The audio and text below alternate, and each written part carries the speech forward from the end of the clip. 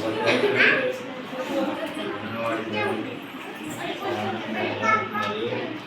అదేవిధంగా స్టేట్ మరియు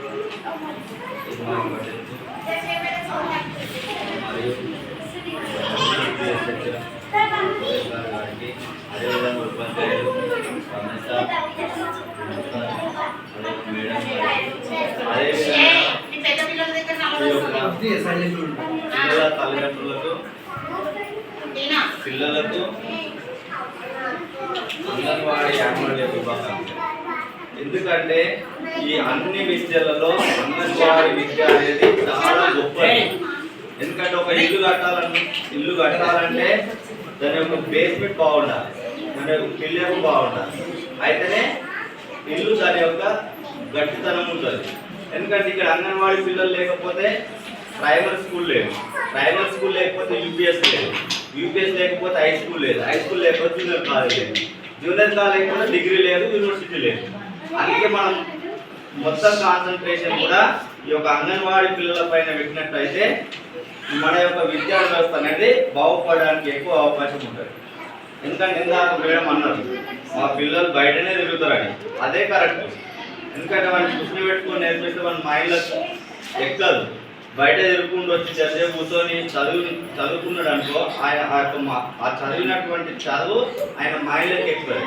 వాడు బాగా కూర్చోబెట్టి చదువురా అంటే వాడు చదవడు. కొంచెం సేపు తిరిగి వచ్చింది అనుకో, తిరిగి వచ్చిన తర్వాత చదివితే అది ఆయన మైండ్లోకి ఎక్కుతుంది అనమాట.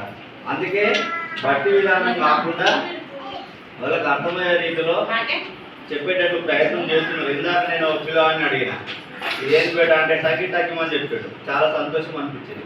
అంగన్వాడీ పిల్లలే ఇంత టాలెంటెడ్ ఉన్నారంటే వీళ్ళను రాను పై తరగతులకు వాళ్ళు మోటివేషన్ చేసుకుంటూ పోతే వీళ్ళే నేటి బాలలు రేపటి పౌరులు అన్నట్టు తీర్చిచ్చే అవకాశం ఎక్కువ ఉంది. కాబట్టి ఇంతకుముందు సార్ అన్నాడు ఈ పిల్లల్ని అప్పచెప్పారు అనుకో వాళ్ళు కూడా ఫ్లేవర్ చేస్తారు. ఇక్కడ ఏం రాకపోయింది అనుకో వీళ్ళు ఎక్కడికి వచ్చారనుకో అక్కడ కూడా ఏం చెప్పకపోయారు అనుకో వాళ్ళు పైనకి వస్తారు తర్వాత లాస్ట్ మా దగ్గరికి వస్తారు. మా దగ్గరకు వచ్చిన తర్వాత ఆలు రావు, ఏబిసిలు రావు. అట్లా రాకుండా ఈ పై నుంచే అంగన్వాడీ నుంచే కరెక్ట్ చెప్పినట్లయితే విద్య అనేది సాఫీగా పోతుంది. కాబట్టి దానికి కూడా మన యొక్క